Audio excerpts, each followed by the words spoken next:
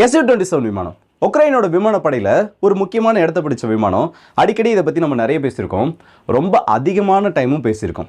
ஆனால் இப்போ அந்த விமானத்தை பற்றி நம்ம பெருசாக பார்க்க போகிறது கிடையாது.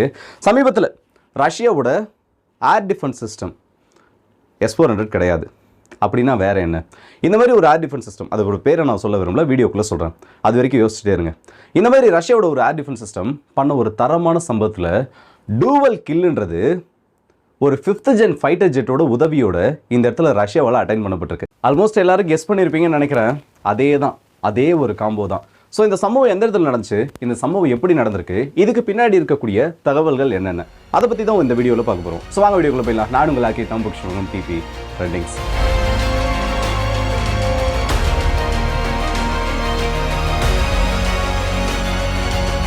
ரஷ்யா உக்ரைன் போரில் உக்ரைனுக்கு ஒரு அப்பர் ஹேண்டை கொடுக்கறது, அதுவும் நாட்டோவால் தயாரிக்கப்பட்ட ஆயுதங்களையும் நாட்டோவோட அந்த குண்டுகளையும் கொண்டு வந்து ரஷ்யன் பொசிஷன்ஸ் மேலே போடுறதுல ஒரு முக்கியமான இடத்தை பிடிச்சிருக்கக்கூடிய விமானம் Su-27. அதே நேரத்தில் உக்ரைனுக்கு உதவிகள் பண்ணுறதுல ஒரு சேஃபஸ்ட் டிஸ்டன்ஸில் நின்று அதிகமாக ரஷ்யாவோட சோல்ஜர்ஸ் கேதரிங், எந்த இடத்துலாம் ரஷ்ய வீரர்கள் அதிகமாக கூடுறாங்களோ அந்த பகுதிகளை நோக்கி குறி வச்சு அடிக்கிறதுக்கான ஆயுதங்களை கொடுத்துட்டு இருக்க ஒரு நாடு பிரான்ஸ். இப்படிப்பட்ட பிரான்ஸோட ஒரு தயாரிப்பு தான் ஹேமர் AASM. இது வந்து தனியாக இதை வந்து 2 கேட்டகரியாக பிரிக்கலாம். இது என்னன்னு கேட்டிங்கன்னா, ரஷ்யாவோட UMPC கிட்ட இருக்குல்ல, universal guidance and correction system model, அந்த மாதிரி பிரான்ஸால் தயாரிக்கப்பட்ட ஒரு கிளைட் பாம்ப் கேட்டகரியை சேர்ந்தது. இதுக்குன்னு தனியாக குண்டுகளும் இருக்குது.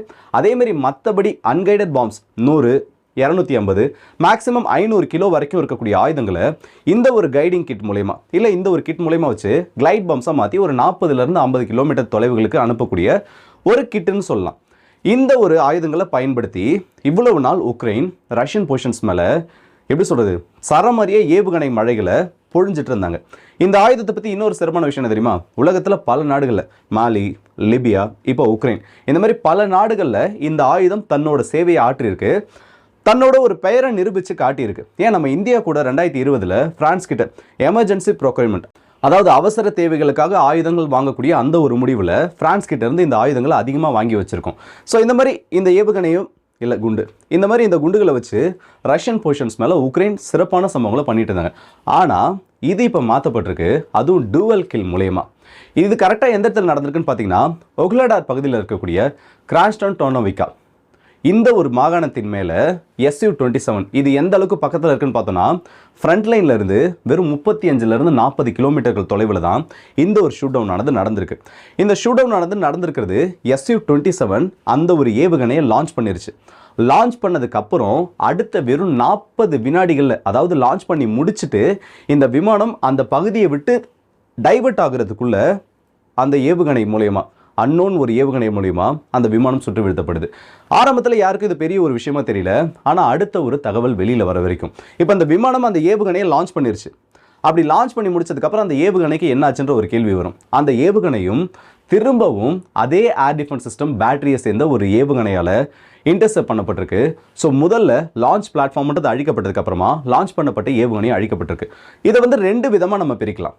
ஒன்று, ஏர் டிஃபென்ஸ் சிஸ்டம் உதவியோட மட்டும் இந்த ஒரு சம்பவம் நடந்திருக்கான பாசிபிலிட்டி சுத்தமாக கிடையாது. அதுக்கான காரணங்கள் என்னென்னா, இது நடந்திருக்கிறது ஃப்ரண்ட் லைனுக்கு ரொம்ப ரொம்ப ரொம்ப பக்கத்தில், அதாவது ஒரு 30 கிலோமீட்டர்லேருந்து 40 கிலோமீட்டர் தொலைவுகளில் தான் இந்த ஒரு ஷூட் டவுன் நடந்திருக்கு. அதுவும் இந்த விமானம் சுட்டு வீழ்த்தப்பட்ட உயரம்ன்றது 5000 மீட்டர்களுக்கு மேலே சொல்லப்படுது. இது ஆக்சுவலாக வந்து நார்மலாக கிளைட் பாம்ஸ் லான்ச் பண்ணக்கூடிய அந்த ஒரு டிஸ்டன்ஸை விட கம்மியான டிஸ்டன்ஸ் தான் இது. அதுக்கான மெயினான ரீசன் என்னன்னா, ரஷ்யாவோட UMPC கிட் மாதிரி ஹை ஆல்டிடியூட்லேருந்து இதை லான்ச் பண்ண வேண்டிய அவசியம் கிடையாது. இதில் தனியாக ராக்கெட் மோட்டார்ஸ்ன்றது இருக்கும், அதாவது அந்த கிட்டில் தனியாக மோட்டார்ஸ் வரும். ரொம்ப லோ ஆல்டிடியூட்லேருந்து இந்த விமானங்கள் இப்போ இப்படி பறந்துட்டு இருக்குன்னா, ஆக்சுவல் லான்ச் பாயிண்ட்ன்றது இந்த இடத்துல இருக்கும். அப்போது அந்த இடத்துலேருந்து லான்ச் பண்ணாமல் இந்த விமானம் இந்த இடத்துலேயே இந்த குண்டுகளை ரிலீஸ் பண்ணிச்சுன்னா இந்த ராக்கெட் மோட்டார் சிக்னேட் ஆகி இவ்வளோ உயரத்துக்கு அதை கொண்டு போகும். இப்படி கொண்டு போனதுக்கப்புறமா அதுக்கப்புறமா தான் கிளைட் பண்ண ஆரம்பிக்கும். ரஷ்யாவோட கிளைட் பாம்ஸ் இந்த மாதிரி கிடையாது. ஆனால் ஃப்ரான்ஸோட இந்த ஹேமர்ன்றது ராக்கெட் மோட்டார்ஸை பயன்படுத்தி அந்த அளவுக்கு ஒரு ஹை ஆல்டிடியூடுக்கு போயிட்டு அதுக்கப்புறம் குண்டுகளை ரிலீஸ் பண்ணக்கூடிய ஒரு அமைப்பை கொண்டது. ஸோ இந்த அளவுக்கு உயரத்தில் இருக்குன்னா S-400 வச்சு இதை இன்டர்செப்ட் பண்ணியிருக்கணும். அப்படி இல்லையா, ரஷ்யாவோட Su-57 வச்சு இதை இன்டர்செப்ட் பண்ணியிருக்கணும். ஆனால் ஏர் டு ஏர் மிசைல் மூலயமா இந்த ஷூட் டவுன் நடத்தப்படலை. சர்ஃபேஸ் டு ஏர் மிசைல் மூலயமா தான் இன்டர்செப்ட் பண்ணப்பட்டிருக்கிறதா செய்திகள் வெளியில் வந்திருக்கு. அப்போ எந்த காம்போ இதை சுட்டு வீழ்த்துச்சு, இதை பற்றின தகவல்களை தேடுறப்ப தான் இன்ட்ரெஸ்டிங்கான ஒரு விஷயம் கிடைச்சிருக்குது. இந்த ஒரு சம்பவத்தை பண்ணது Su-57 மற்றும் buck surface to air missile system. என்ன ரொம்ப நாளாக இந்த பேரை கேட்கல, இல்லை ஆரம்பத்துலேருந்து இந்த பேர் அதிகமாக அடிபடலையா? இப்போ அதுவும் லைம் லைட்டுக்கு வந்துருச்சு. இந்த பக் ஏர் டிஃபென்ஸ் சிஸ்டம் பொறுத்த வரைக்கும் ஒரு மீடியம் ரேஞ்ச் இல்லைனா short to medium range air defence சிஸ்டம்னு சொல்லலாம். லேயர்டு ஏர் டிஃபென்ஸ் சிஸ்டமில், அதாவது பல அடுக்குகளை கொண்ட வான் பாதுகாப்பு அமைப்புகளில் பன்சீருக்கு முன்னாடி இருக்கக்கூடிய ஒரு ஏவுகணை மற்றும் விமானங்கள் தடுப்பு அமைப்புன்னு சொல்லலாம். இந்த ஷூடவுன் ஆனது எப்படி நடந்திருக்குன்னா, Su-57ஓட ரேடார்ஸ் மூலியமாகவும் இந்த பக்கோட ஏர் டிஃபென்ஸ் சிஸ்டம் மூலியமாகவும், ஏன்னா அந்த இடத்துல S-400 கிடையாது, ஃப்ரண்ட் லைனில் இந்த பகுதிகளில் ரஷ்யா S-400 வச்சிருக்கிற மாதிரி எந்த ஒரு தகவல்களும் வெளியில் இல்லை. ஸோ Su-57ஓட ரேடார்ன்றது இந்த விமானங்களை பிக் பண்ணியிருக்கு.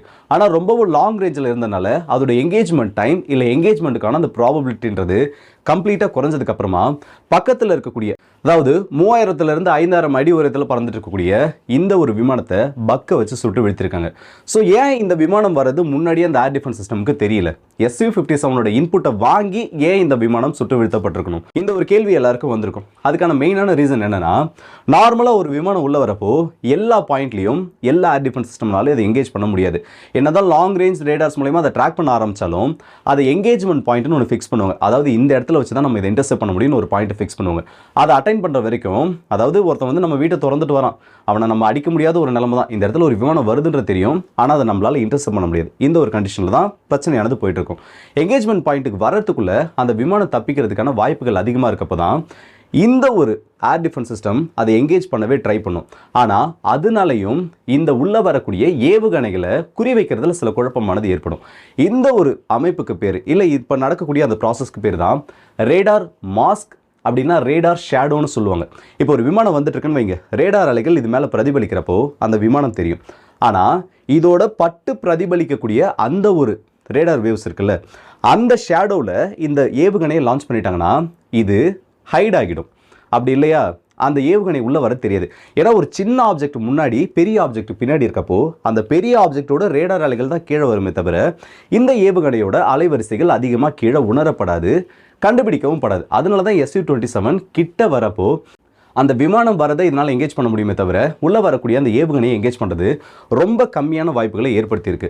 அந்த டைமில் தான் Su-57ஓட எக்ஸாக்ட் குவார்டினேட்ஸோட அந்த விமானம் தப்பிக்கிறதுக்கு முன்னாடி இந்த டபுள் ஷூட் டவுன் ஆனது. அதாவது அந்த விமானம் லான்ச் பண்ணதுக்கு அப்புறமும் விமானமும் அழிக்கப்பட்டு கூடவே சேர்த்து இந்த ஏவுகணையுமானது அழிக்கப்பட்டிருக்கு.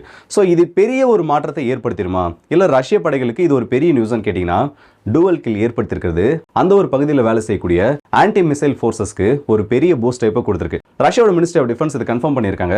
மற்ற ஊடகங்களும் இதை பற்றின செய்திகளை வெளியிட்டிருக்காங்க.